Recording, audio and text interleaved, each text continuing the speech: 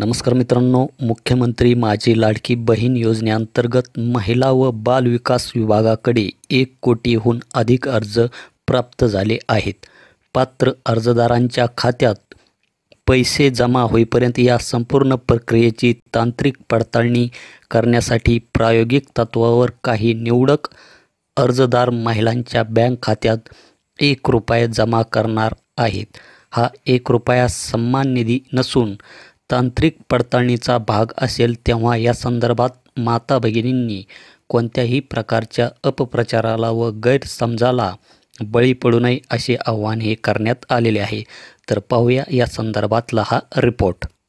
नमस्कार, मी आदिती वरदा सुनील तटकरे, मंत्री महिला व बालविकास. मुख्यमंत्री माझी लाडकी बहीण या योजनेअंतर्गत आमच्याकडे खूप सारे अर्ज येत आहेत.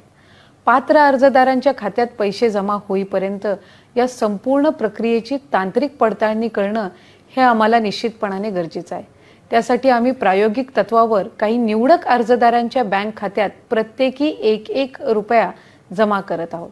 जमा होणारा हा ₹1 लाभार्थ्यांचा सन्मान निधी नसून फक्त आमच्या तांत्रिक प्रक्रिया पडताळणीचा एक आवश्यक असा भाग आहे.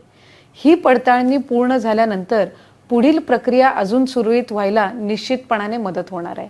अर्जदार माता भगिनींना माझी विनंती आहे की हा आमचा तांत्रिक प्रक्रियेचा एक भाग असून याबद्दल कुठल्याही प्रकारचा गैरसमज किंवा कोणत्याही अपप्रचाराला आपण बळी पडू नका. धन्यवाद.